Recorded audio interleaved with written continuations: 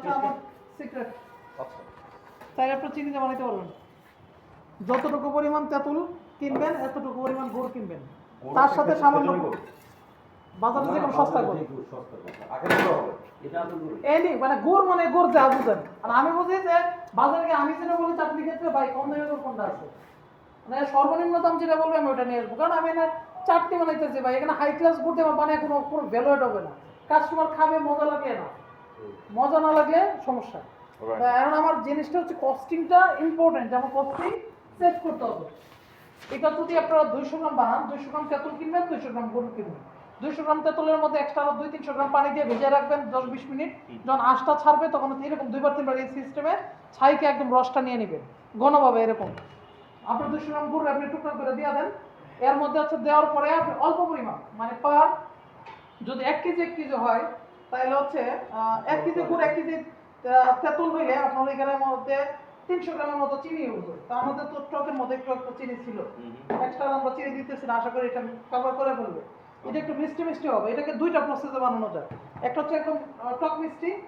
একটা হচ্ছে একটু টক ঝাল মিষ্টি এটা হচ্ছে আমরা বানানোর পর ডিসাইড করবো যে আমরা কোনটা ইউজ করবো আর এটার মধ্যে তেমন কিছু দেওয়ার দরকার নাই একটু জিরা একটু ধনিয়া একটু গরম মশলা শেষ এটা হচ্ছে এটার বেসিক স্পাইস এখন যদি আমাদের কাছে মনে হয় যে এত কিছু এগুলো দেওয়ার দরকার নেই কারণ যথেষ্ট চাট মশলা সুন্দর যথেষ্ট দেওয়া হয়েছে জাস্ট আমরা এটাতে চুলায় বসাবো আর একটা জাল দেবো এটা হয়ে যাবে কারণ চামচ লাগে এটার মধ্যে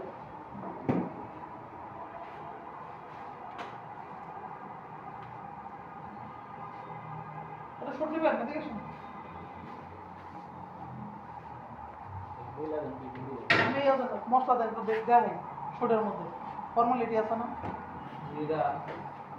চামচ দেন একটা শুধু এটা নিয়ে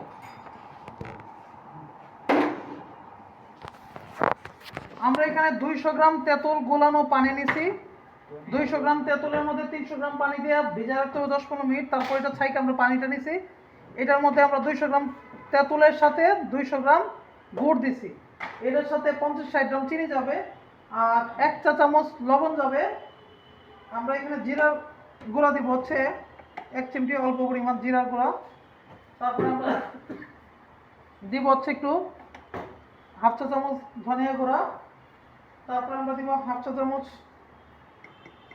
মরিচের গুঁড়া তারপর হচ্ছে আমরা দিব হচ্ছে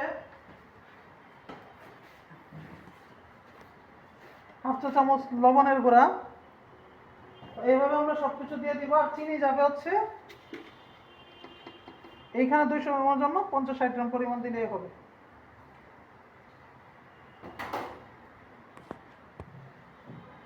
দিয়ে এটাকে এভাবে জাল করতে হবে প্লাস হচ্ছে এটাকে নাড়তে হবে গুড়টা একদম গলা পর্যন্ত এবং এটা ঘন হওয়া পর্যন্ত এটা তৈরি হইতে যতক্ষণ আমরা গুড়টা গলে পানিটা এই লিকুইড আচারটা ঘন হয়ে যাবে তখন আমাদের হয়ে যাবে এটার মধ্যে শুধু মরিচ ইউজ না করলে হবে টক মিষ্টি সস বা চাটনি বা আচার যাই বলেন আর যদি এটার মধ্যে আপনি গোলা ইউজের পাশাপাশি মরিচ ইউজ করেন তাহলে টক ঝাল মিষ্টি সস বা স্পেশাল সস বা তেঁতুলের চাটনি নিজেদের মতো করে নাম দেন বাট খাইতে খুবই ভালো হবে ভালো একটা টেস্ট আসবে আচ্ছা এটা কতদিন প্রিজার্ভ করা যায় এটা নর্মালি যদি আপনি রাখেন 1 মাস 15 দিন কিচ্ছু হবে না আচ্ছা ফ্রিজে রাখা যাবে বা ফ্রিজ ফ্রিজে ছাড়া রাখলে রাখা 6 যাবে মাসে কিচ্ছু হবে না বাইরে রাখলে 10-15 দিন কিচ্ছু হবে না আচ্ছা এই ঠান্ডার দিনে 1 মাসে কিচ্ছু হবে না আর আপনি গরমের দিনে হয়তো 10-15 দিন একটু শুষ্ক স্থানে রাখলেই হবে আচ্ছা। আর এটার মধ্যে একটু সিক্রেটের বিষয় হচ্ছে যে এটার মধ্যে অল্প একটু ভিনেগার যাবে বাট এটা যেহেতু আমরা এখন ইউজ করে ব্যবহার করবো ঠান্ডার দিনে এখন ভিনেগার না দিলেও চলবে বাট আমরা দেখানোর জন্য দিই একটু ভিনেগার দেন মানে ভিনেগারটা হচ্ছে একটু রিজার্ভ করে আচ্ছা একে ভালো রাখতে আমরা অল্প পরিমাণ একটু ভিনেগার ইউজ করবো এখানে 1 শিশি পরিমাণ দিলাম 10 গ্রাম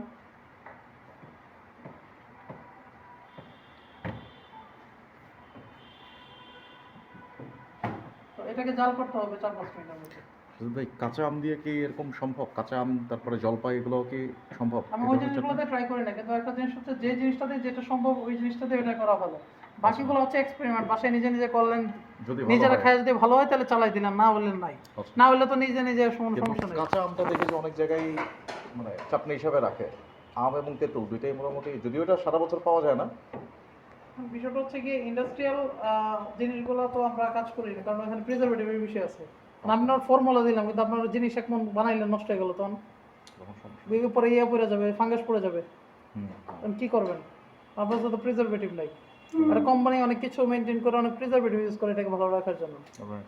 আর আপনি বানাইলে তো এটা কতক্ষণ আপনি সংরক্ষণ করবেন? ফ্রিজে রাখলে সেটা হচ্ছে ভিন্ন বিষয়। ফ্রিজে রেখে লং টাইম করতে পারেন, আপনি আমের আচার ইউজ করতে পারেন। বাট আমের আচারটা আপনি খাওয়াবেন কিসের সাথে? কি মানে এখানের যে আইটেম, এখানের আইটেমের সাথে আমের আচার যাচ্ছে না, যাবে না। বাট এইটা যাচ্ছে। আমার চটপট ফুচকার সাথে আমের আচার দিলে কেউ খাবে? No. যতই ভালো টেস্ট হোক, মানে মানুষ খেয়ে তেঁতুলটা অভ্যস্ত, তাকে এটাই খাওয়াইতে হবে। বুঝছি। তবে হ্যাঁ, আপনি যদি নতুন কিছু ক্রিয়েট করতে পারেন সেটা ট্রাই করাইতে পারেন যে ভাই দেখেন কেমন লাগে। আচ্ছা। Clear. বাট যেটাই বানান ওটা যেন বেস্ট হইতে হবে, যেন ওইটা আশেপাশে সবাই বিট করতে পারে। Right.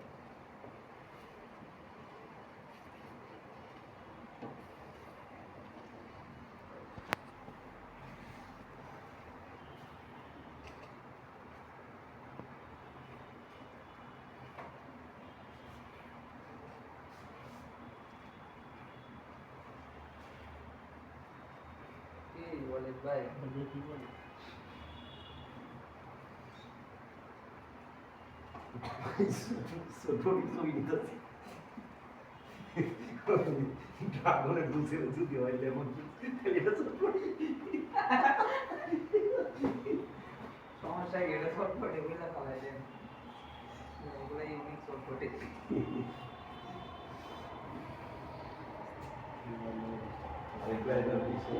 হুম? না সব ধরনের কি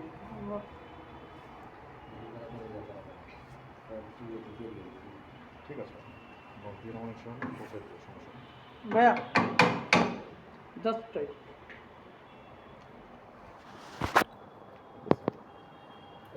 যতগুলো বানাইছি সবগুলো দিয়ে এটা সারা।